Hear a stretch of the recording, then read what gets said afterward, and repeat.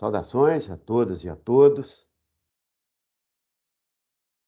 Nossa aula de hoje é sobre ainda o governo Juscelino Kubitschek, o nacional-desenvolvimentismo.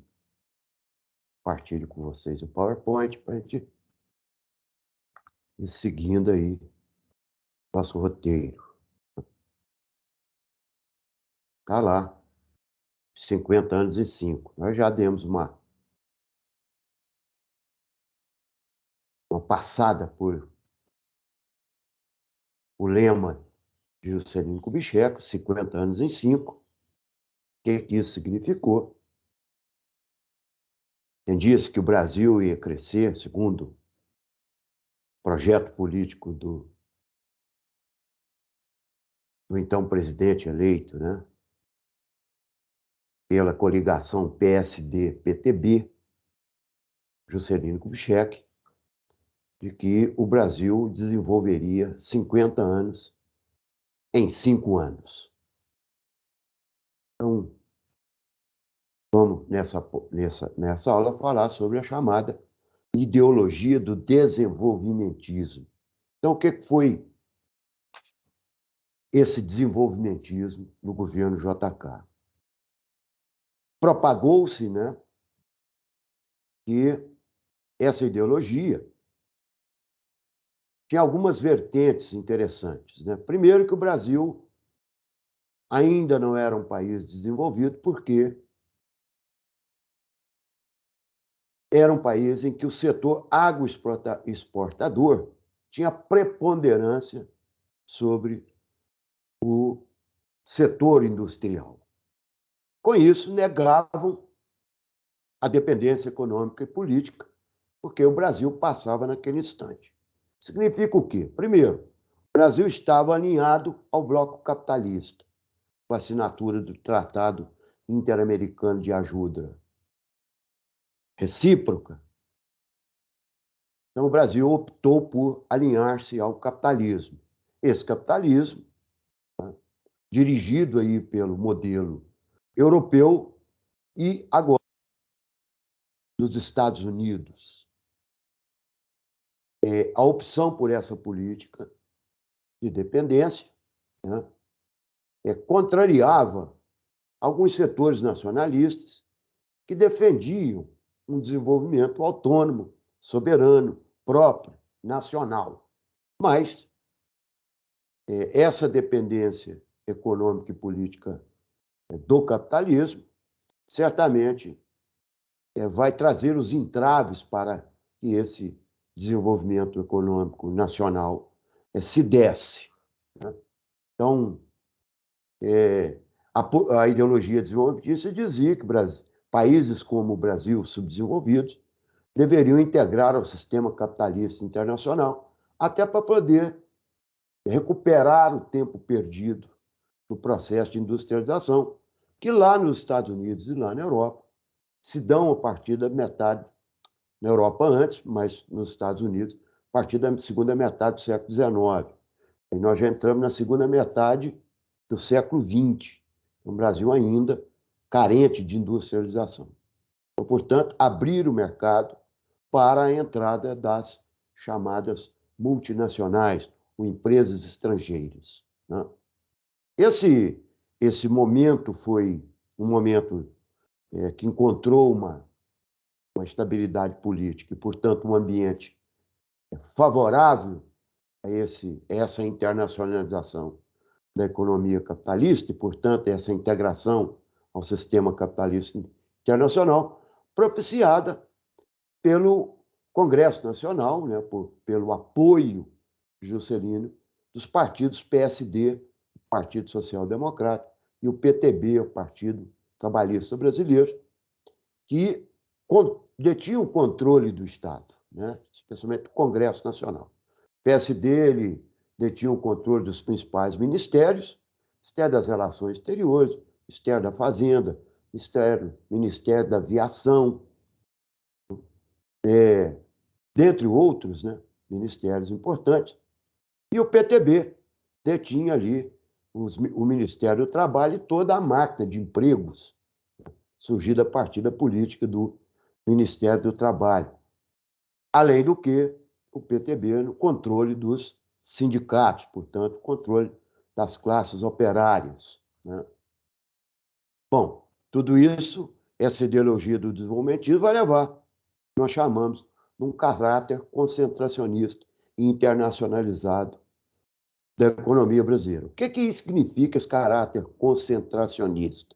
Significa que quem participou, né, dos dividendos, dos benefícios dessa industrialização dependente, né, do capital estrangeiro, justamente foi a classe alta, né, e as classes médias. Então, isso implicava em quê? Que essas classes mais abastadas pudessem ter acesso àqueles produtos, né, aquilo que era produzido por essas empresas agora no Brasil. As empresas internacionais, empresas estrangeiras. Então, eram eles os caras que iam consumir os automóveis, os eletrodomésticos, né, os produtos da indústria químico, têxtil e assim por diante, né? Então, técnicos, tecnocratas, estrangeiros, engenheiros, assim por diante, né? As classes trabalhadoras simplesmente legavam a elas, né, a ideologia de serem como soldados do desenvolvimento. Ou seja, aquela deveria ser uma política de toda a nação, né? E a essa opção de abrir o mercado para o capital estrangeiro vai marcar aí agora as próximas décadas, né, e essa subserviência ao capital internacional, né, entregando a nossa economia ao capital estrangeiro, que hoje é uma verdade absoluta. Então, a esses trabalhadores, esses operários, deveriam ser passivos em relação a esse desenvolvimento, que incluiria toda a nação, ou que traria benefício para toda a nação. O que, na verdade, não ocorreu, porque esse tipo de capitalismo é um capitalismo que concentra riqueza e benefício na mão de determinados grupos sociais, né? Para vocês terem uma ideia, como é que se deu esse desenvolvimento, né? Da maioria das atividades econômicas no Brasil, né? Você teve aí, por exemplo, nesse caráter concentracionista, o aumento dos lucros industriais em 75%, nesses anos do Juscelino, nesses 4 anos de governo de Juscelino. A produtividade industrial no Brasil cresceu 35%. Então, vejam, os lucros cresceram mais do que a produtividade. E o salário mínimo, quer dizer o quê? A distribuição de renda, não é isso? Aumentou apenas 15% nesses 4 anos. Portanto, o caráter concentracionista está muito claro nisso aí. E percebemos, inclusive, com o que nós vamos dizer para vocês aí a partir de agora, com o controle do capital estrangeiro. Esse capital estrangeiro no Brasil controlava. Na indústria de tratores, por exemplo, indústria para a agricultura, né? 99,8%. Na indústria automobilística, 98,2%. Na indústria de cigarros, 85%. Na farmacêutica, 88%. Na eletricidade, 82%. Nas máquinas, 70%. E na química, 76%. Então, portanto, o capital estrangeiro controlava as principais atividades econômicas industriais no Brasil, né?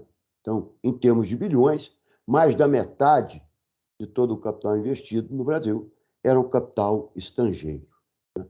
Além do que, esse desenvolvimento ele foi possível a partir do momento em que o Juscelino teve que buscar, né, empréstimos externos para poder financiar, por exemplo, o setor de bens de capital, especialmente os bens de capital de investimentos, que a gente já falou anteriormente, ou seja, construção de estradas, de portos, de aeroportos, de infraestrutura, para que esse capital estrangeiro pudesse ter a sua atividade produtiva bem estruturada. Então, essa captação dos recursos externos, empréstimos, né, ocasiona o quê? Uma alta dívida externa, então começa a aumentar a dívida externa brasileira num percentual crescente muito grande, né? Não havia um controle de remessas de lucros para essas empresas estrangeiras, portanto, o governo não tinha o controle desses investimentos de fato, quando da remessa de lucros obtidas no Brasil, então vocês vejam aí da ordem de 75%, né? Mas começa aí no final dos anos 58 e 59, uma preocupação desses investidores internacionais, e seu principal porta-voz era o Fundo Monetário Internacional, criado a partir do fim da Segunda Guerra Mundial, aí de caráter de controle de capital pelos Estados Unidos e pelos países capitalistas europeus. Então, o Fundo Monetário Internacional começa a ingerir na política desenvolvimentista de Juscelino, como o controle dos salários, então, os salários, um congelamento de salários, e impedindo, né, colocando o fim, impondo o fim dos subsídios à importação de produtos essenciais, como a gasolina e o trigo, o que encarecia o custo de vida e, portanto, gerava inflação com o crescimento dos preços e o congelamento de salários. Então, cada vez mais, a classe trabalhadora vai ter menos poder de ganho, poder de compra, né? E os produtos serão produtos que vão aumentar de preço sempre, gerando a inflação. Aí, por volta de 1959, o Juscelino já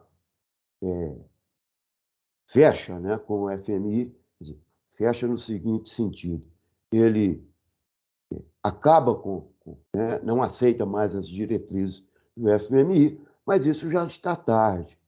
Na realidade, o que vai acontecer com o Juscelino? Ele está muito mais preocupado com a transferência para o governo sucessor, a solução da inflação, financiamento externo e o pagamento da dívida externa. Ou seja, para o governo dele é um governo que gastou em demasia, né, com as obras, especialmente a construção de Brasília, que foi um custo absurdo, mas, de fato, sobre a ótica da importância dessa capital no interior do país foi muito grande, né, porque ela integrava as regiões todas do país em torno ali do centro do Brasil, mas a um custo muito elevado da dívida externa, porque isso foi buscado lá, né, esses capitais todos para a construção de Brasília, e ficou extremamente cara, né? Mas se tornou aí a capital do Brasil, uma cidade extremamente bem delineada, né? Hoje, há muitos anos, considerada, né, um patrimônio arquitetônico da humanidade. Brasília é uma verdadeira obra de arte, né, em termos de arquitetura. Mas o que ocorre é que essa preocupação apenas em crescer, mas não crescer com estabilidade econômica, levou a coligação PTB-PSD a perder as eleições presidenciais nos anos 60. Então vai entrar aí aquilo que o Thomas Skidmore foi um historiador norte-americano, considerado um brasilianista, né, porque ele era especializado em história do Brasil. Então ele vai chamar esse governo que vai suceder ao Juscelino de um corpo estranho à política até então desempenhada aí nessa coligação PSD-PTB, né? Vai ser eleito o político Jânio Quadros, uma pessoa sem nenhuma conceito apagado da política nacional e que surge aí como o salvador do país, da inflação, da corrupção, né, da dívida, da moralização, quer dizer, ele sujeito que ia varrer a corrupção do Brasil, né, que, é o, que no governo Juscelino, com toda essa gama de capitais de investimento, né, isso cresceu absurdamente, essa corrupção em termos de governo. Né? Então, eu fico por aqui. Na próxima aula, nós vamos tratar aí do reformismo versus entreguismo do Jânio Quadros e de João Goulart. Um abraço para todos vocês, tenham todos e todas uma boa semana.